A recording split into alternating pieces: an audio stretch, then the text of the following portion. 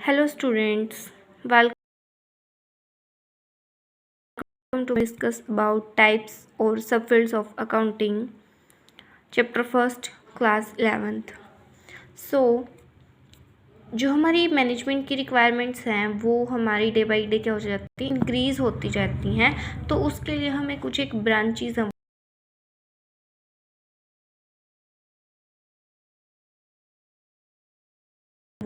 Social response, ये सारी की सारी हमारी ब्रांचेज अकाउंटिंग की, जो कि हमारी मैनेजमेंट की रिक्वायरमेंट को कंप्लीट करती है, जो भी हमें नीड होती है उसको पूरा करती है। तो कौन सी ब्रांच है? Financial accounting. पर्पस होता है इस ब्रांच का अकाउंटिंग का, वो होता है कि अच्छे मैनर में प्रोवाइड करते हैं, जिससे हमारे नेट प्रॉफिट्स की जो भी फाइनेंशियल पोजीशन है उसका हमें पता चलता है। देखो नाम से क्लियर हो रहा है, फाइनेंसिंग अकाउंटिंग, जिसमें हमारी प्रॉफिट एंड लॉस को अनसर्टेन किया जाता है और हमारी फाइनेंशियल पोजीशन को देखा जाता है। मैं पहले भी बता चुकी हूँ कि हमारे नेट प्रॉफिट और नेट लॉस है वो profit and loss account show करेगा, और जो हमारी फाइनेंशियल पोजीशन है वो बैलेंस शीट शो करेगी। नेक्स्ट है हमारा कॉस्ट अकाउंटिंग। कॉस्ट अकाउंटिंग, अब देखो नाम से ही क्लियर हो रहा है, कॉस्ट यानी किसी भी चीज़ को बनाने में हमारी कॉस्ट कितनी आई है, यानी भी हमने गुड प्रोड्यूस करी पर यूनिट कॉस्ट कितनी है। अगर हमारी कॉस्ट ज़्यादा है तो हम उसको क्या कर सकते हैं, मैनेज कर सकते हैं। मैनेजमेंट अकाउंटिंग, अब मैनेजमेंट यानी कि चीज़ों को मैनेज करना है, यानी कि जो भी हमारी करंट के अफेयर्स होते हैं, जो भी हमारी एक्टिविटीज़ होती हैं बिजनेस की, उसको हम मैनेज कैसे करेंगे, हम कैसे अपनी प्लानिंग करेंगे और कैसे कंट्रोलिंग करेंगे। और ये जो टेक्निक होती है वो इंक्लूड करती है ratio analysis, budget control, fund flow statement, cash flow statement etcetera. Tax accounting, अब नाम से क्लियर है, टैक्स जो कि टैक्स पर्पज़ के लिए यूज़ की जाती है वो होती है हमारी tax accounting. Social responsibility accounting, business की सोसाइटी के लिए भी क्या होती है, रिस्पॉन्सिबिलिटी होती है। अगर वो सोसाइटी के लिए अपनी रिस्पॉन्सिबिलिटी को फुलफिल नहीं करता तो उसका बिजनेस की ग्रोथ वहीं पर रुक जाती है। जो बिज़नेस होता है उसकी सोसाइटी के लिए भी क्या बनती है, रिस्पॉन्सिबिलिटी बनती है कि जो भी हम बिज़नेस कर रहे हैं उससे हमारी सोसाइटी को कोई भी हार्म ना हो। तो सब फील्ड्स में हमने पढ़े हैं फाइनेंशियल, जैसे कि सबके नाम से ही क्लियर हो रहा है, बहुत इजी से कंसेप्ट हैं। जैसे फाइनेंशियल अकाउंटिंग है, फाइनेंशियल अकाउंटिंग वो अकाउंटिंग होती है जिसमें हमारी नेट प्रॉफिट और नेट लॉस को देखा जाता है और हमारी बिजनेस की फाइनेंशियल पोजीशन को देखा जाता है। कॉस्ट अकाउंटिंग हमारी टोटल कॉस्ट और पर यूनिट कॉस्ट को मेजर किया जाता है। मैनेजमेंट हमारी जो भी एक्टिविटीज़ होती हैं उनको कैसे मैनेज करना है ये देखा जाता है। टैक्स अकाउंटिंग जो हमारी टैक्स के पर्पज़ के लिए यूज़ की जाती है। सोशल रिस्पॉन्सिबिलिटी जिसमें हमें सोसाइटी का ध्यान रखना पड़ता है। अब आता है accounting as a source of information. इसमें क्या बोल रखा है कि जो हमारी अकाउंटिंग है वो एक इन्फॉर्मेशन का सोर्स होती है। जैसे इसमें हमने फीचर्स में भी पढ़ा था कि हम वेरियस पार्टीज़ को इन्फॉर्मेशन प्रोवाइड करते हैं, तो ये क्या करती है, ये सोर्स मान लिया जाता है इन्फॉर्मेशन का, जिसमें हम वेरियस पार्टीज़ के इंटरेस्ट के अकॉर्डिंग उन्हें इन्फॉर्मेशन देते हैं। जैसे क्रेडिटर को किस चीज़ में इंटरेस्ट होता है, क्रेडिटर कौन होता है, जिसने फर्म को लोन दिया हो, वो होता है हमारा क्रेडिटर। अब वो लोन प्रोवाइड करा तो उसे क्या होगा कि मेरा पैसा फर्म से वापस आएगा या फिर नहीं आएगा, ये बात वो ध्यान में रखता है। नेक्स्ट टॉपिक है हमारा user of account information and their users कौन कौन से। फर्स्ट है हमारा इंटरनल यूज़र और सेकंड है हमारा एक्सटर्नल यूज़र्स। इंटरनल यूज़र हमारे वो पर्सन्स होते हैं जिनका बिजनेस में डायरेक्ट इंटरेस्ट होता है, जैसे कि हमारे ओनर्स हो गए या फिर हमारे मैनेजमेंट, फाइनेंशियल पोजीशन कैसी है, प्रॉफिट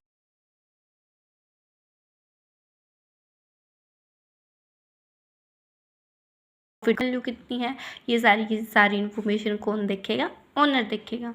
मैनेजमेंट कौन होता है, जो हर एक चीज़ को क्या करता है, मैनेज करता है, जिसमें हमारे प्रॉफिट एंड लॉस अकाउंट बनाए जाते हैं, बैलेंस शीट या फिर कैश फ्लो स्टेटमेंट्स, ये सारी की सारी चीज़ें बनाई जाती हैं कि हमें किस तरीके से अपने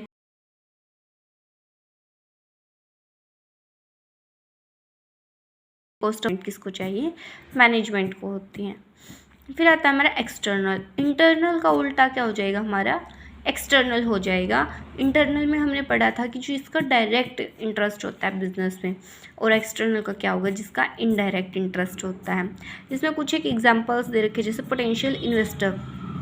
अब इन्वेस्टर है, इन्वेस्टर ने क्या करी होगी, इन्वेस्टमेंट करी होगी, तो उसे क्या रहेगा कि भाई उसे इंटरेस्ट कितना मिलेगा इन्वेस्टमेंट पे, या फिर उसकी इन्वेस्टमेंट है वो सेफ़ है या फिर नहीं है। शॉर्ट टर्म क्रेडिटर्स हैं, जो शॉर्ट टर्म क्रेडिटर हैं वो देखेंगे कि उनका पैसा उन्हें वापस मिलेगा या फिर नहीं। तो ऐसे ही कुछ और पर्सन्स भी होते हैं, जिसमें जैसे कि हमारे एम्प्लॉयज़ हो गए कि उनको रेमुनरेशन का रहता है कि अगर प्रॉफिट ज़्यादा होंगे तो रेमुनरेशन भी हाई मिलेगी उन्हें। तो कुछ एक ऐसे पर्सन होते हैं जिनका बिजनेस में इनडायरेक्ट इंटरेस्ट होता है। नाम से इंटरनल जो बिज़नेस के अंदर है तो उनका डायरेक्ट इंटरेस्ट होगा, एक्सटर्नल जो बिज़नेस के बाहर है तो उनका इनडायरेक्ट इंटरेस्ट होगा। अब क्या आता है एडवांटेजेस और यूजेस ऑफ अकाउंटिंग। अब helpful in management of business, business के मैनेजमेंट में क्या करता है, हेल्प करता है।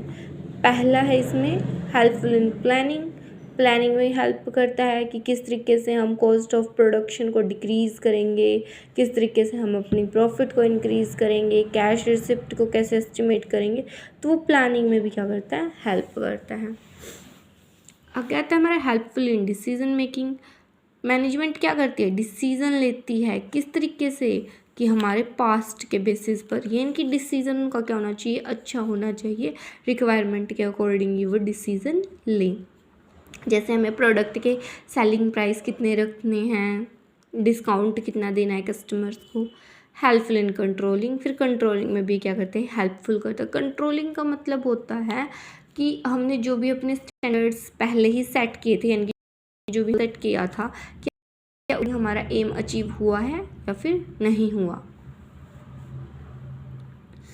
सेकेंड है provide complete and systematic record. देखो बार बार यही बात बोल रखी है, चाहे वो ऑब्जेक्टिव हो या फिर फंक्शन हो या फिर हमारे यूजेस हो, तो वो क्या करता है, ट्रांजेक्शन की कंप्लीट रिकॉर्ड रखता है, सिस्टमेटिक रिकॉर्ड रखता है। Information regarding profit and loss, दोबारा वही आ गया कि प्रॉफिट एंड लॉस से रिगार्डिंग इन्फॉर्मेशन प्रोवाइड करता है, क्योंकि इसमें फाइनल अकाउंट्स बनाए जाते हैं, जैसे कि profit and loss account. Financial position के रिगार्डिंग, फाइनेंशियल पोजीशन हमारी बैलेंस शीट शो करेगी। कंपैरेटिव स्टडी, यानी कि पिछले सालों के जो भी हमारे प्रॉफिट होते हैं उनको हम कंपेयर करके डिसीज़न ले सकते हैं। हमें टैक्स कितना पे करना है, इनकम टैक्स है या फिर जीएसटी है, ये सारी की सारी चीज़ें इसमें। एविडेंस इन लीगल मैटर्स, कोई भी ऑथेंटिकेटेड डॉक्यूमेंट, यानी कि जिन्हें हमें बिल्कुल सिक्योर डॉक्यूमेंट होते हैं, वो फॉर्म एविडेंस के तौर पर दिखाती है कोर्ट को। Helpful facilitates sale of business, business की सेल में भी क्या करता है, ये हेल्पफुल होता है, जिससे हमारी गुडविल की वैल्यू अच्छे तरीके से निकाली जा सके। Helpful in raising loan, raising loans मतलब कि लोन को रेज करने में भी क्या होता है, ये बहुत ही ज़्यादा हेल्पफुल होता है। हेल्पफुल इन पार्टनरशिप अकाउंट, कब कोई पार्टनर एडमिट हो रहा है या फिर रिटायर हो रहा है उसके रिगार्डिंग भी ये यूज़फुल होती है। Helpful in prevention and detection of errors and fraud, कि भाई हम किसी भी तरीके का फ्रॉड रोक सकते हैं, कोई भी ओमिशन ना हो हमारे अकाउंट्स में, तो ये प्रिवेंट करता है। फिर है हमारा लिमिटेशन ऑफ अकाउंटिंग। अकाउंटिंग की लिमिटेशन क्या क्या होती हैं। अब तक हमने पढ़ा था स्टूडेंट्स कि उसके यूजेस या फिर एडवांटेजेस क्या क्या हैं। एडवांटेजेस में हमने पढ़ा था helpful in management of business, business की एक्टिविटीज़ को मैनेज करने में हेल्पफुल होता है, कि वो प्लानिंग करता है, डिसीजन लेता है और कंट्रोलिंग करता है, कंप्लीट और सिस्टमेटिक रिकॉर्ड रखता है, प्रॉफिट एंड लॉस के रिगार्डिंग इन्फॉर्मेशन देता है, बैलेंस शीट बना के फाइनेंशियल पोजीशन की इन्फॉर्मेशन देता है, एक साल के प्रॉफिट की दूसरे साल के साथ क्या करता है, कंपेयर करता है, टैक्स लाइबिलिटी को असेस करता है कि कितना हमें टैक्स पे करना है, जितने भी हमारे लीगल मैटर्स हैं उनमें कोर्ट को एविडेंस प्रोवाइड करवाता है, बिजनेस को सेल करने में हेल्पफुल है, फ्रॉड डिटेक्शन को भी क्या करता है, प्रिवेंट करता है, मीट उससे रोकता है। फिर आता है हमारी limitation of accounting, influenced by personal judgement. इसमें क्या होता है, ज़्यादातर हमारे पर्सनल जजमेंट्स इंक्लूड होते हैं और हम डिग्री ऑफ एक्यूरेसी इसमें नहीं लगा सकते पता कि भाई कितना ही हमारी इन्फॉर्मेशन है वो एक्यूरेट है। सिर्फ और सिर्फ देखो, पर्सनल जजमेंट सबके अलग अलग होते हैं, एक मैनेजर ने उससे रिलेटेड कुछ बोला है, दूसरे मैनेजर ने कुछ बोला है, तो ये पर्सनल जजमेंट के से इन्फ्लुएंस होते हैं। Based on accounting concept and convention, ये हमारे अकाउंटिंग कंसेप्ट और कन्वेंशन के ऊपर क्या होते हैं, बेस्ड होते हैं, जो कि टाइम टू टाइम चेंज होते रहते हैं। कंसेप्ट भी और कन्वेंशन भी, अकाउंटिंग कंसेप्ट और कन्वेंशन है वो फ्लेक्सिबल नेचर के होते हैं जो कि टाइम टू टाइम चेंज होते रहते हैं। इनकम्प्लीट इन्फॉर्मेशन, हमें जो भी इंफॉर्मेशन प्रोवाइड करवाई जाती है फाइनल अकाउंट्स के थ्रू वो क्या होती है, इनकम्प्लीट होती है।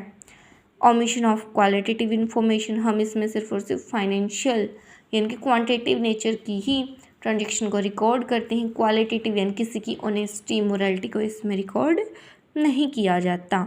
Based on historical cost, historical host होता है मतलब कि बुक वैल्यू, यानी कि जितनी भी हम चीज़ें रिकॉर्ड करेंगे एसेट वगैरह से रिलेटेड वो हम सिर्फ और सिर्फ बुक वैल्यू पर ही रिकॉर्ड करते हैं। Affected by window dressing, window dressing, अब देखो विंडो और ड्रेसिंग यानी कि छेड़खानी करना, विंडो ड्रेसिंग का मतलब होता है छेड़खानी, यानी कि अकाउंट्स के साथ कोई भी क्या कर सकता है, छेड़खानी कर सकता है कि भाई हमने हमारा प्रॉफिट तो कम हुआ था लेकिन हम शो ज़्यादा कर रहे हैं, तो वो क्या होगा, विंडो ड्रेसिंग हो जाएगी। क्या क्या लिमिटेशन है इसकी, पर्सनल जजमेंट की, सबके डिसीजन लेने की कैपेबिलिटी कैपेसिटी अलग अलग होती है। अकाउंटिंग कंसेप्ट और कन्वेंशन फ्लेक्सिबल नेचर के होते हैं जो कि टाइम टू टाइम चेंज होते रहते हैं। जो भी फाइनल अकाउंट्स हमें इंफॉर्मेशन प्रोवाइड करवाएगा वो हमारी इनकम्प्लीट इन्फॉर्मेशन होती है। इसमें हम सिर्फ क्वांटिटेटिव इन्फॉर्मेशन को क्या करते हैं, रिकॉर्ड करते हैं, किसी की ऑनेस्टी मोरलिटी से इसका कोई भी लेना देना नहीं होता, कोई भी इसमें रिकॉर्ड नहीं होता इसका। बेस्ड ऑन हिस्टोरिकल कॉस्ट, सिर्फ और सिर्फ बुक वैल्यू को ज़्यादा इंपॉर्टेंस दी जाती है, अगर मार्केट वैल्यू में कोई भी चेंज हुआ उसको रिकॉर्ड नहीं किया जाता। और लास्ट है affected by window dressing, window dressing से क्या होती है, अफेक्ट होती है, कोई भी इसको छेड़खानी कर सकता है, जैसे कि हमारी इतनी ज़्यादा अच्छी रिजल्ट नहीं आए थे लेकिन फिर भी उसको दिखाया गया है, यानी कि प्रॉफिट इतने ज़्यादा नहीं हुए थे लेकिन उसको फिर भी दिखाया गया है कि हमें प्रॉफिट हुए हैं।